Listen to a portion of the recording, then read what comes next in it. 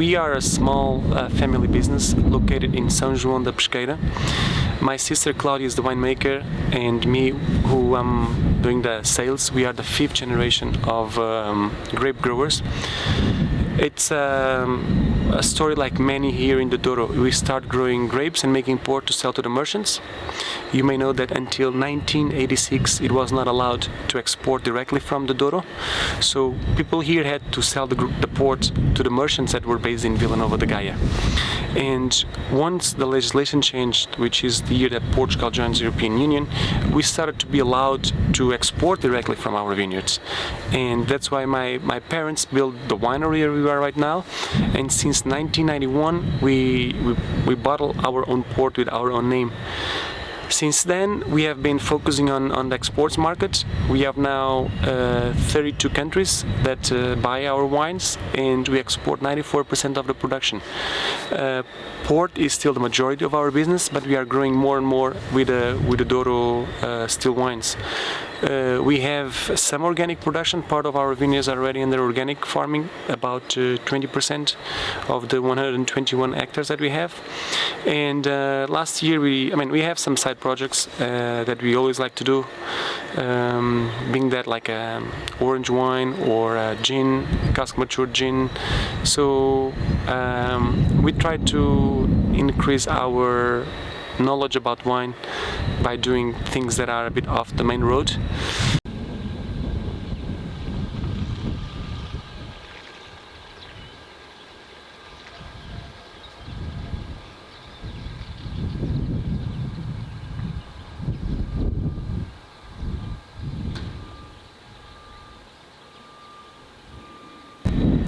We start harvesting here in São João da Pesqueira in our winery on the 17th of August with white grapes. We start with Quevedo and with Viozinho. It's interesting to see that this year in general, when we picked these grapes relatively early, the potential alcohol was good, in line with a little bit below previous years. So this was on the 3rd of September.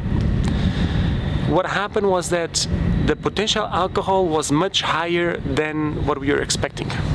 So the grapes were kind of dehydrating. That's not interesting, that's not good for wine. We don't make wine from raisins, we make wine from grapes. So at this point we are a little bit lost. We don't really know what to expect from 2020 harvest. I thought that the rain that we got in mid-August would help us to kind of refresh the vines and extend for 1 or 2 weeks more the ripening. But especially on the Touriga Franca, we are having several issues. Touriga Franca is a relatively late picker, but is now turning a lot into raisins, mainly for the vineyards located at low altitude, on what we call A or B grade. So low altitude means something between 100 meters and 250, 300 meters. The river level it's about 100, so that's pretty much as low as you can get in terms of planting vines in the Douro. We had several years in the last, in this decade, that finishes this year with high quality. So it comes 2020 to tell us that it's not only roses. Sometimes we have some spikes ahead, and this is the case. Climate change has not been properly assessed in the Douro yet. I think it's going to dramatically change the viticulture, the winemaking. The economics of the region are going to change a lot, in my opinion, in the next 50 years, maybe even less. What we see is an increase on the annual temperature, and vines, they can produce good wine with an average annual temperature of 12 degrees to 18. So 12 is pretty much what you get in the north of France, in Champagne, right now in the south of England, in the center of Germany. If you go further north, it starts to be too cold to make wine, so far. On the other side we have 18 degrees, which is the Douro, it's the south center of Spain, it's the south of Italy, Greece. But we can clearly see the Sahara Desert moving north. And it's already influencing a lot Alentejo, which is our probably the best example that will suffer first in Portugal, and it's going to change the Douro as well. We have a tradition of expecting the best grapes to come from lower altitude vineyards, from vineyards located by the riverbanks. I think that's going to change very fast. This year, 2020, is a good example. Those vineyards are not going to make better wines than vineyards located at 300, 400, 500 meters altitude. The relation between the cost of land at lower altitude to what we have in higher altitude is going also to get closer. I don't think that in 50 years the best vineyards are still going to be down by the river. So the cost, their price is going to drop compared to what we have at higher altitude. We are planting grapes that sometimes are not the best grapes to handle low rainfall levels. The rainfall in the Douro is about, in our Douro here in São João da Pesqueira, is about 350 millimeters a year. And that's pretty much the minimum that the vine can have to produce quality grapes. The yield is already quite low. We're talking about 3 to 4 tons, which is 1/10 of the most productive regions in Italy or in France or in Spain. So we won't be able to compete in terms of price at all.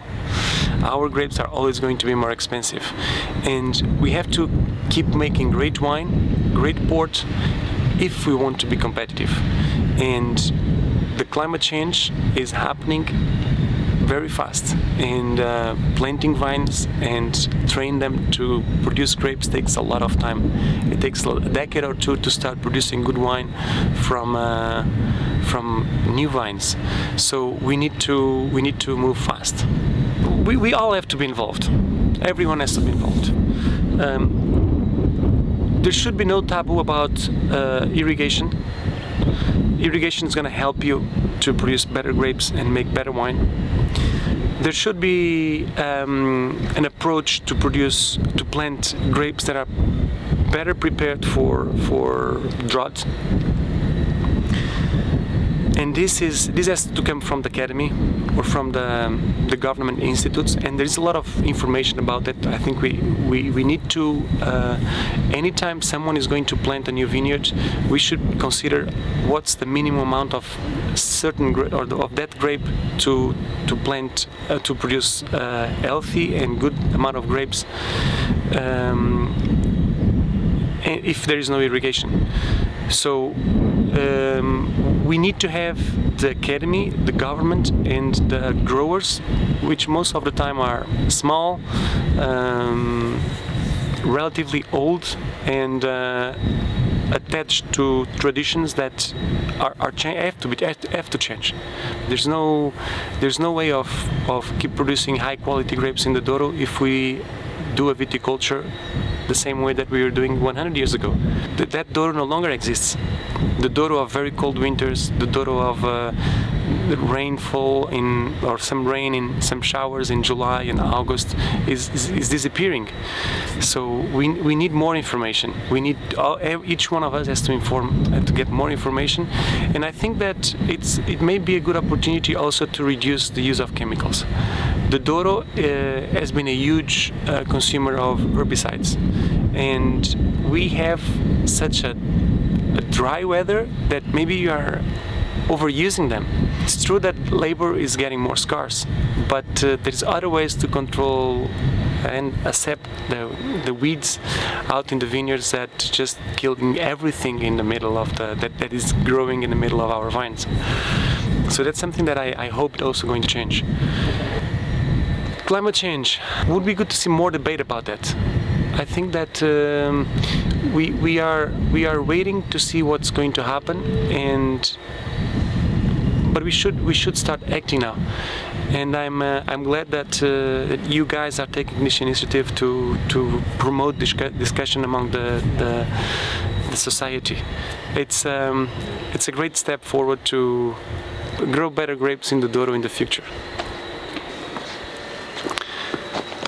What I see is that when I had time to write on my blog, this was maybe 7 or 8 years ago, I was checking if the villages and towns that are within the Douro Valley have a higher GDP per capita than those outside. So the idea would be to understand if the population that is working and living in the Douro is richer than those that are outside of the region, that have no vines within the Douro Valley. And my conclusion was that it's irrelevant being in the Douro or not. So it's not the grapes that are making the people richer in general. And until recently, most of the workers were on minimum wages and sometimes below. I see that change. I see that it's changing fast. And we will need to change. We need more education in our staff, so they can work better, and we can be convinced that they deserve to receive much more. And that's going to slowly drive, in my opinion, the costs high. We will not be able to fix people in the Douro if they are not properly paid. If they had a better alternative in the city, working in tourism or in a factory or in something else, they're gonna go. They're gonna move. They're gonna immigrate or migrate like their parents and their relatives did in the past. So we need to fix people. We need to create better conditions for them, economics and social, and that's going to drive the prices high, the costs high, and the prices of the grapes in the Douro high. We need the growers to be more committed. We need the growers to be more convinced that it's worth to plant and grow good grapes. It's interesting to see that our area in Pesqueira is a relatively expensive area to grow grapes. So a lot of companies come here, and you need to pay good money to get those grapes, compared with other regions like Régua. And it's interesting to see that people are getting more conscious about growers. I mean, people are like our grape growers are getting more conscious about the importance of the quality of the grapes, of doing a reasonable pruning, of controlling the shoots at the right time in May, June, of doing the harvest at the right time, avoiding the grapes to be exposed to sunshine after they are harvested and bring them immediately to the harvest. All this way of thinking is changing, and that's because we are paying more to people, and they then realize that it's worth to grow good grapes. We are no longer just paying by the number of kilograms that they deliver. We are also paying by the quality of the grapes that they deliver, and we have to change here the mindset. It's important that Douro has to produce high quality grapes if you want to be here in the future. The prices are still low. The prices of the wine on the shelf, Douro wine and port wine on the shelf, are still relatively low, and I think in the future they will not be able to stay at this level. They have to go up.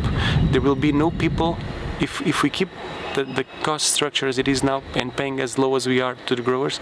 There will be no one here in 20 years or even less to work out in the vineyards and to sell grapes to the wineries.